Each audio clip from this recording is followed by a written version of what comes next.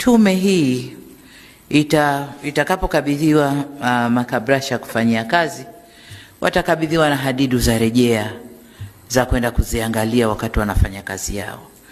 Lakini kwa ufupi, labda mimi niseme yafuatayo. Kwanza, nadhani tume tunaitarajia ikatuangalizie sababu hasa iliyoleta kadhia ile.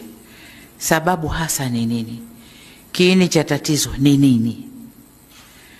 Lakini jambo lile lilipotokea, vijana waliingizwa barabarani kudai haki. Tunataka kujua haki gani ambao vijana hawa wameikosa, na kwa umoja wao waliingia barabarani kuidai haki hiyo. Purpose ya wale vijana kuingia ni haki gani, ili tuweze kuifanyia kazi na wapate haki yao. Lakini jengine, tunapofanya hii kazi, hebu tuende tukaangalie matamshi ya vyama vya upinzani. Wale waliokuwa wakisema lazima Kiwake hapakaliki, lazima aondoke, lazima kiwe hiki, uchaguzi hautafanyika. Kitu gani hasa kilichowaletea kufanya vile? Lakini katika kufanya hivyo, tuangalie uhusiano wa hicho chama na tume yetu ya uchaguzi.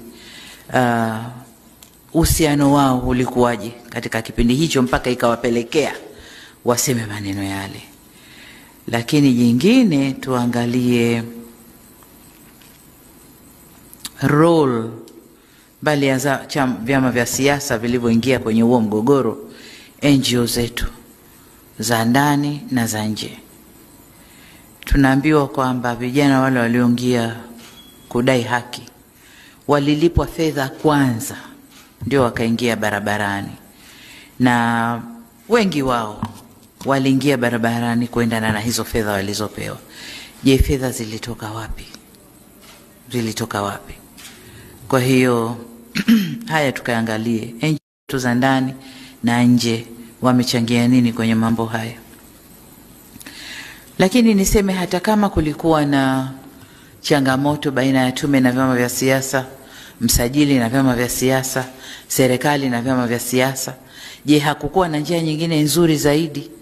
Njia ilikuwa ni ile moja peke yake ya kuingia, kuchoma nchi, kuchafua nchi, kusababisha vifo kwa wananchi? Hakukuwa na njia nyingine ya kurekebisha hizo kasoro?